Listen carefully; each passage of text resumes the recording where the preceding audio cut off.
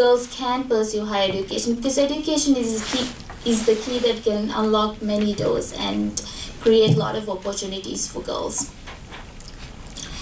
Democracy in the Maldives.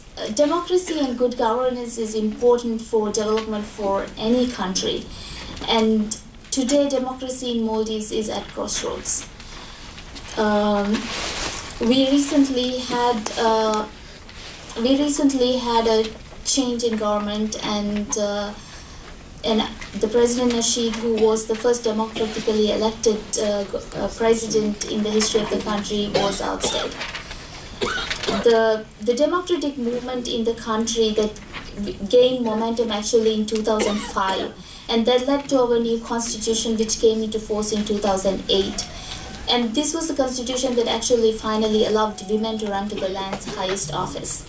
Today, the new constitution has removed that barrier. It has separated powers to a large degree, leveled much of the playing field.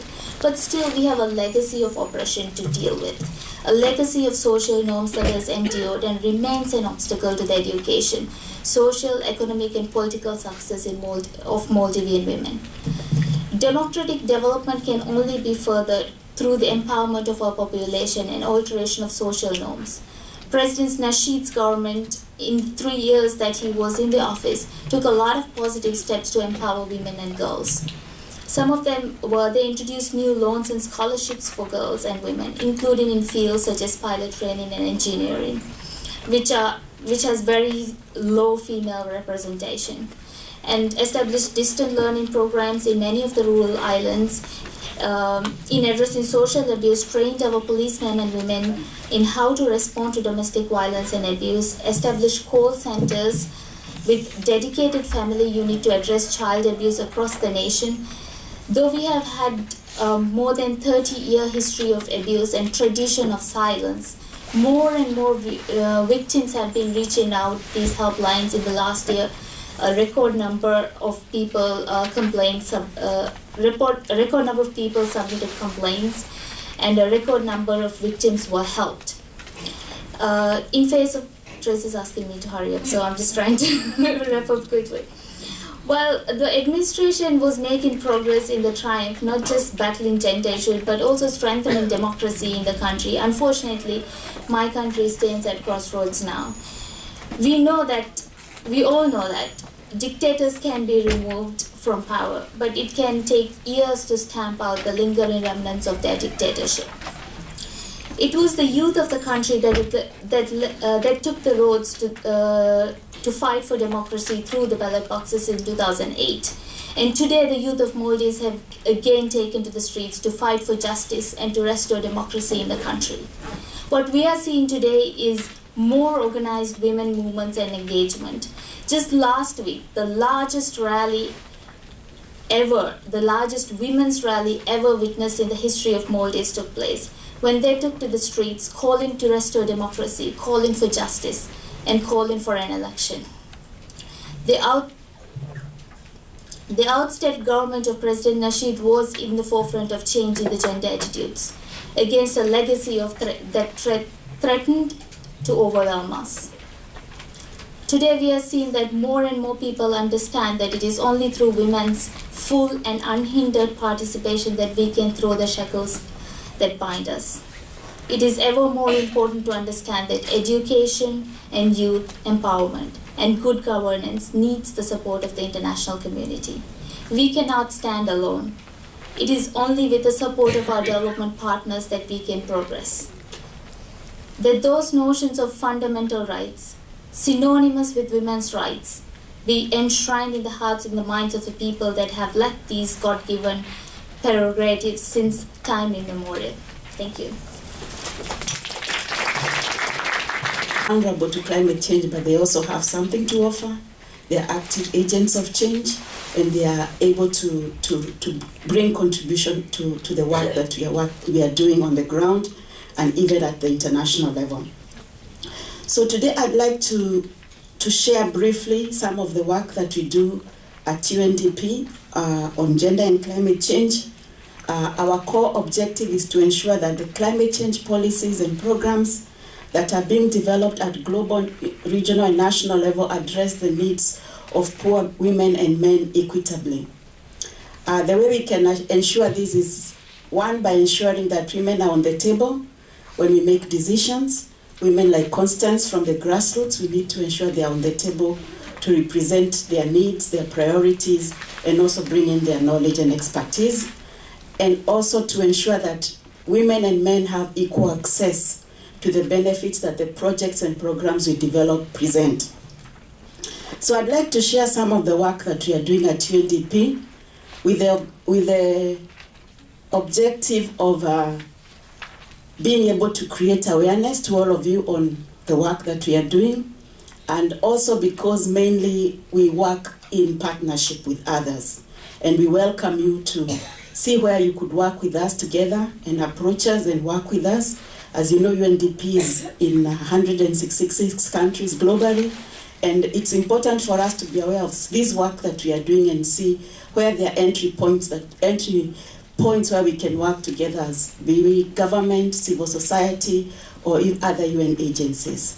So I think it's very critical for us to see how we can work together in an integrated, holistic approach for more impact and success in everything that we do. So on the work of climate change, UNDP has been working since COP13 in 2007 together with partners in the Global Gender and Climate Alliance to influence the policy out of the UNFCCC negotiations. This work has received good progress. Initially, there was no mention of gender issues in the climate change debate. It was seen as a scientific issue, and the human aspect was not really represented. This has changed coming out of Durban. We are seeing a text that has integrated gender. We have over 18 references to gender in the current text, and it's well entrenched in the adaptation, in mitigation, capacity building, in technology, and also in finance. When we talk of finance, climate change finance is actually changing the whole playing ground on even ODA currently. So this is an area that we need to be alert as development practitioners, as gender activists. We need to be aware of what's happening in the issue of climate finance, what are the emerging funds, and how can women position themselves to be able to access them actively and not be left behind, as has been the case and remains to be the case in many areas. So in this area, at the global level, UNDP has been working again with partners to influence the policy boards of new funds such as the Adaptation Fund, the Climate Investment Funds by the World Bank, and also the New Green Climate Fund to ensure that they look into the issues of gender and social considerations. This is an ongoing work, and that's why we need all of you to be on board, to be aware of what's happening at national level, at global level, and continue this work to ensure that it continues to the implementation and even to the projects on the ground. I believe this has been quite a success because, for example, in the Adaptation Fund now, they've integrated gender and social considerations in their priorities. So we are making progress, but there's still more to be done. At national level, we are working with partners again. The Global Gender and Climate Alliance is an alliance of over 50 organizations now, both UN agencies and civil society organizations, and we are all collectively working on this in the advocacy, in capacity building, and also in the area of finance. I'd like to give a few examples of some of the work we are doing. At the community level, we have community-based adaptation. We've developed this publication, I believe we have a few copies at the back there, on gender, climate change, and community-based adaptation. This is a guidebook for practitioners who are implementing projects on the ground to see how they can mainstream gender practically from the planning, implementation, to the monitoring and evaluation, and it's a very useful kit for us, and it's also available online. In Africa, I'd like to give the example of the Africa Adaptation Program that is working in 20 countries to assist countries to develop national adaptation programs.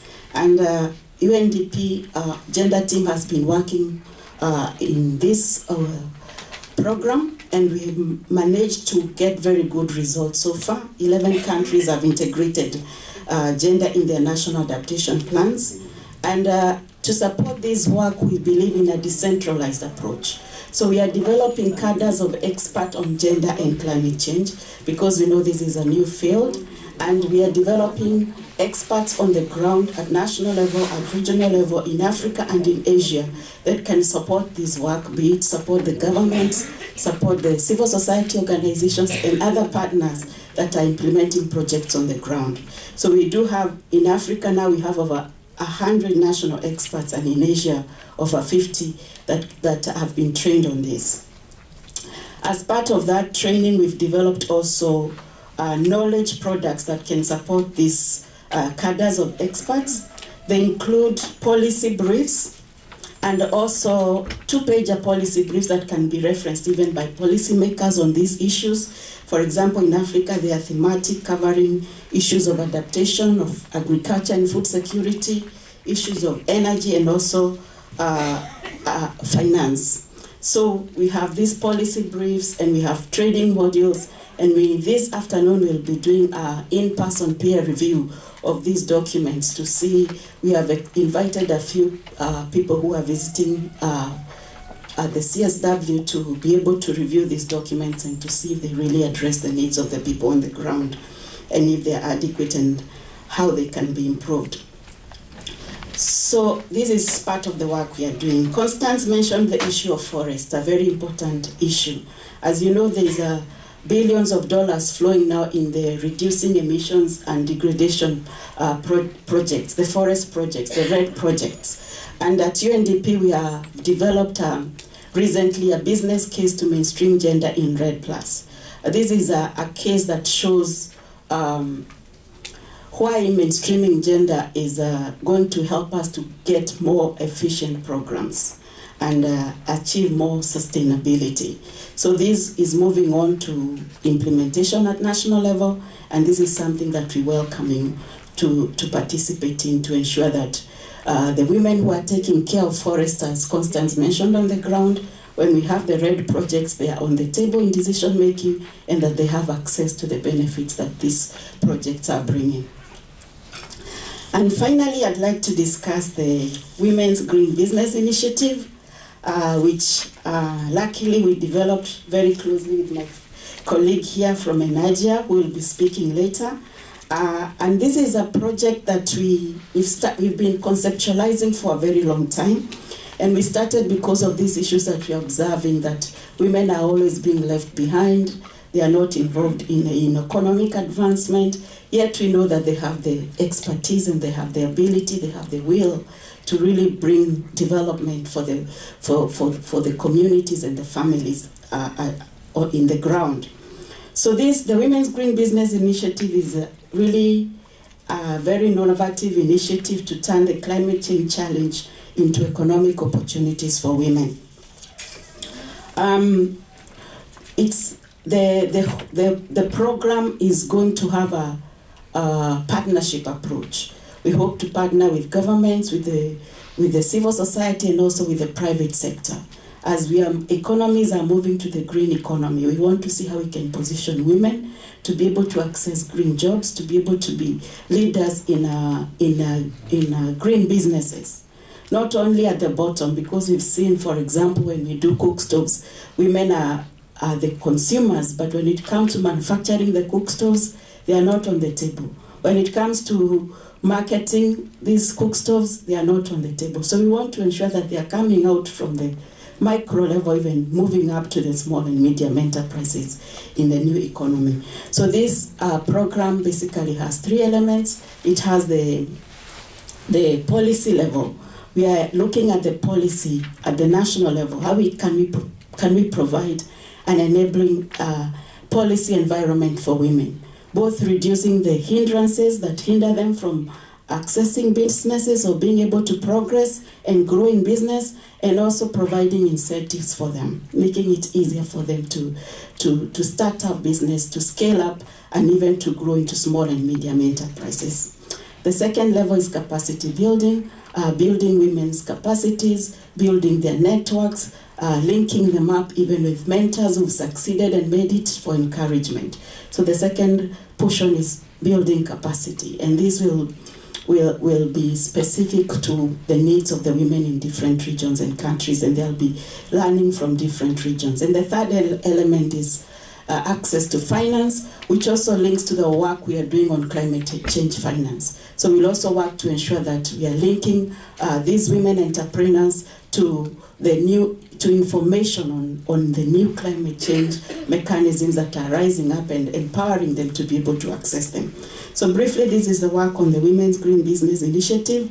It's conceptual. We are hoping to start to pilot in this year in Bangladesh and in Kenya. And we are looking forward to being able to work with you, to bring more partners, and also to hear more on innovative ways on which we can make this happen. Thank you. Issues of energy access for women and benefits to women from green businesses. And Energy it's an international network of gender experts and organizations, most of which are located in Africa and Asia. And the purpose is to promote access to energy for rural development particularly, and empowerment of women to use energy access in that way. Through advocacy, we've been very active for years at the Commission on Sustainable Development and gender-sensitive energy policies as well as climate change policies, programs, and investments. They also provide guidance and capacity building for institutions on what that means to be gender-sensitive or gender mainstreaming, and to give specific examples and also training materials and tools. Things like gender audits of organizations and policies, collecting gender-sensitive data, and trying to get women at the table, involved in the design and implementation of programs, as well as evaluation. So it's kind of at a higher level. The work that I do is more advocacy, and less of working on the ground, in the field. But they're the networks of organizations. We have focal points in the different countries, and then they coordinate with women's organizations around the country and to get them involved in national policies and programs and to have their voices heard. So looking at the connection between climate change and energy access, Lucy talked some, is there an echo in this? Is this it's a little, can you think that would help? Lucy talked about the potential for climate financing mechanisms, and there is a strong link between climate mitigation and energy access and renewable energy efficiency in terms of reducing emissions. But there's also a serious disconnect because there's so many people without even basic energy services, and the impact of that is particularly hard on rural women who are gathering biomass fuels, their time, their labor, impact on their health from their cooking, we heard constant talk about going to gather water, looking for fuel. These are things that limit women's education, their income production, and their just general social and economic empowerment. Powered by having better fuels, affordable cooking equipment, motorized power for pumping water, for producing food, more than just a hose, but some power to pump the water, and some more than a hoe, actually also something that could help them break the ground other than just their own labor. And also, very importantly, productive enterprises and the communications. The irony of it is that the rural women who have the least ability to deal with climate change are the ones who are most affected and having to already deal with it, while people in this country are still debating whether it exists. There's a tension because the climate responses don't necessarily address rural women's needs.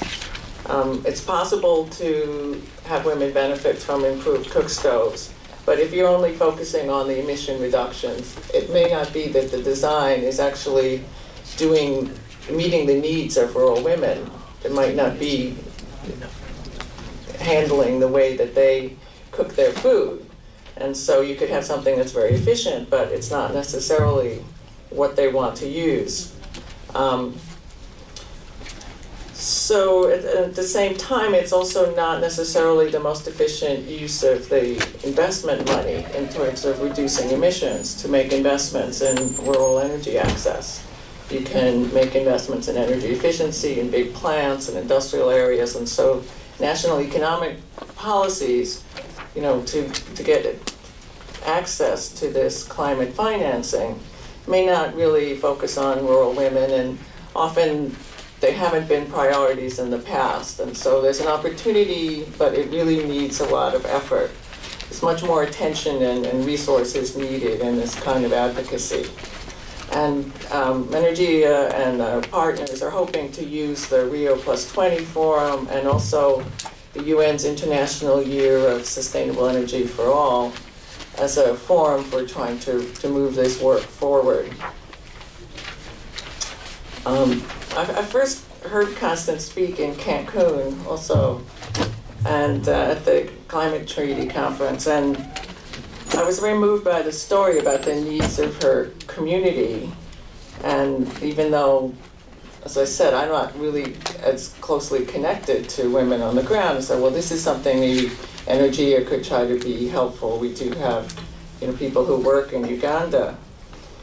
And it didn't really work out that way. It wasn't successful. And I just wanted to look at some of the reasons for that, because I felt badly about thinking, well, you know, here's someone we could help. But the main issue is difficulty in communications. How to get, you know, by phone or email. Constance doesn't have that kind of, you know, doesn't have a cell phone. You can just call up, or didn't anyway. But neither did our contacts in Uganda. The power goes out, you can't get hold of them, they're in the field. So the communications are very difficult. And then there's also limited resources. People who work on women's energy access don't have a lot of funding. It's a loose network, people get project financing. There's not a bank of people who are available to just step in and respond. And even though the UN agencies do a lot, still it's difficult for women when they reach out, even if there's communication, you know, to get the response. And then people have limited time and attention and are overloaded, and the needs are so great. So when thinking about, so well, how do rural women get support, get access to the things that they need for energy, for economic development, and for climate resilience? And Energy did an inventory of different kinds of initiatives, and almost all of them are donor supported, working with NGOs or governments or both, or some mix of that. But generally the connection at the community level is to a women's self-help organization of some sort. So this support for women's groups is really important to try to get them to places where there can be communications, you know, where there's an internet center or someone has access to the internet, so that people can communicate. And so that I think that's really an important and a key, you know, cell phones, whether those are being distributed commercially, and then we also have this image of that could be connected to the energy sources for charging phones, but also to create a sort of cadre of women as energy entrepreneurs. And there are some examples of that. There's the Barefoot College in India, which has been training women all over, well, in Africa and Asia, to come and learn about solar equipment and then go back and set it up in their own communities, which is very empowering for those women as well as for the communities.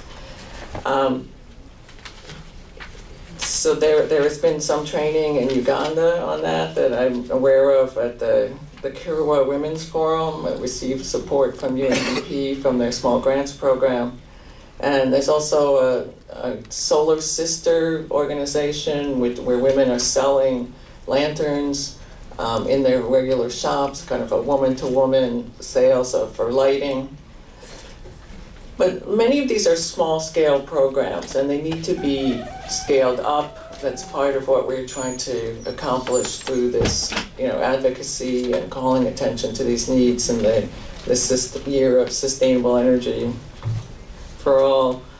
Energy has been working at the national level, for instance, in Nepal with a biogas program, which is a national program, but then trying to say how can there be mainstreaming gender into that process, to bring it up at the national level and national programs and policies.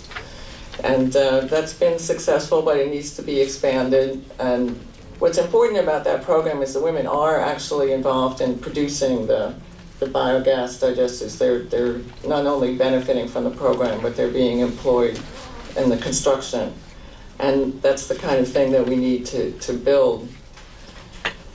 So it's important because that also got this clean development mechanism financing. It's been difficult for small-scale projects that benefit women to get this climate finance, but that's a case where women, Rio Plus 20, working with the Women's Major Group, we've put together a survey with support from UN Women to try to collect information from grassroots women that talks about some of these issues, about what you need the most, the challenges in terms of sustainable development, what you'd like to see brought forward by the women's group at Rio.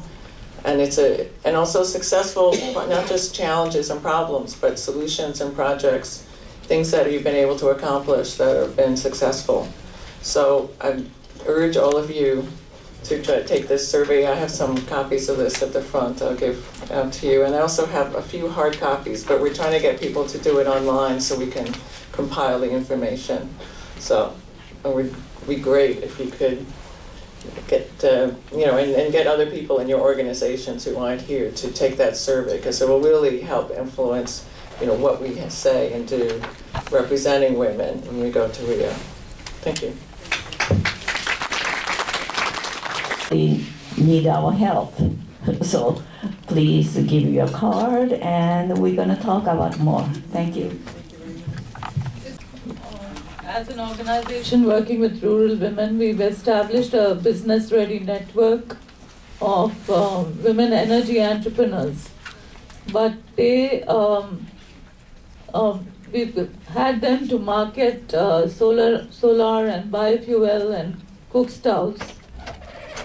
But to progress to the next step, because they've already reached nearly 100,000 homes, but to progress to the next step of being part of the supply chain, to actually manufacture or produce or set up enterprises, we are coming into tough challenges. Though India has a solar mission, I think the lack of gender-sensitive programming is not allowing women to go across the barriers of licensing, making formal their enterprises, so on and so forth, and also finally the access to resources. This is entirely kind of comes in the purview of, because earlier all infrastructure was in the hands of men, and this is not a sector where women are recognized at all. So I would like to hear from other countries where UNDP and Energy are working, how do you surmount these barriers and have a high impact? Because we are looking at a school of rural women entrepreneurs, and our women are ready, but I think we need much more policy advocacy with the support of international agencies. Thank you. We have an organization, I call it, I do the self-reliance program. It's the same, like help the woman how to be self-reliant instead of waiting for people to come do for them. I have a question for the green business and the green energy. How that program can help the women in Haiti. I know we have a UNDP, and as you can see in that assembly, you don't have seen a lot of Asian women because in Haiti, women doesn't have no voice. We have the same like the children. If it was some men of assembly, I think the world will be more Asian men you ever see. I'm probably the only Asian woman in that assembly today. And I need to know how other organizations can help us to grow and green business and green energy. Thank you. My name is Isatuka from UNFPA Sierra Leone. I'm just seeking clarity from my colleague from UNDP, probably trying to help me understand more in terms of practical examples on the best practices, on the support you've been giving in terms of coping strategies by the communities, and also looking at climate change and health. Are there efforts being made in terms of addressing the sexual reproductive dimension of it? Because I know it's going to be more complex for the women. I just want to be clear on how UNDP is really working possibly with the other UN agencies where you're coming from. The third one is from my sister, who talked about engaging women opposition in parliament in terms of legislation. It's quite interesting for me. I just want to be clear on what is the motive and what are the best practices. Why opposition in terms of legislations? Thank you. I don't want anyone to feel. I am very interested in the energy, the biodigester. I would want to know how it was implemented in whichever country it was done. We have the system, the environmental impact assessment.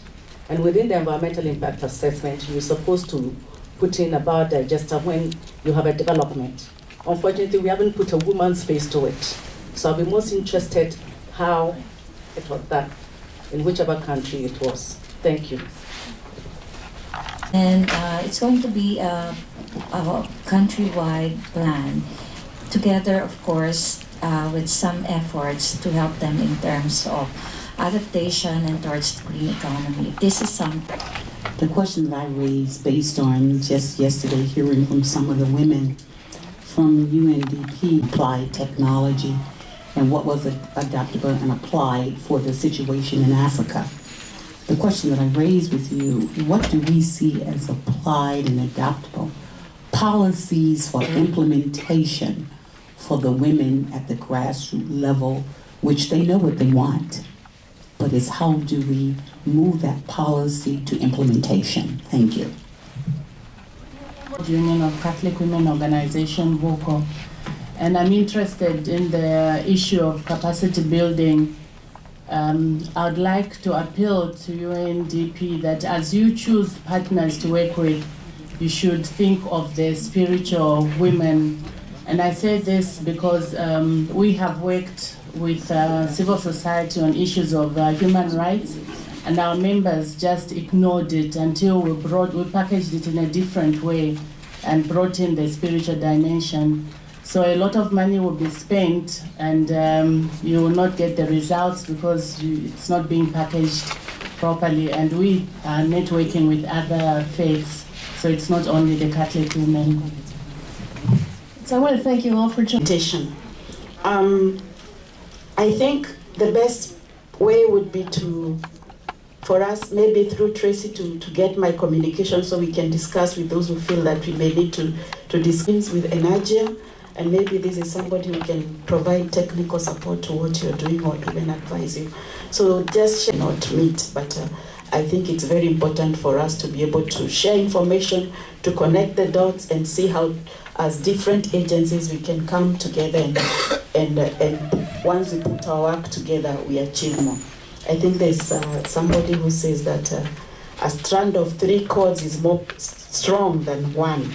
So if we work together, working in Kenya, we can work together and do the planning for the country project and see how we can, I appreciate all the efforts and hope this will be a starting point for future conversations. And please feel free to leave a business card or the contact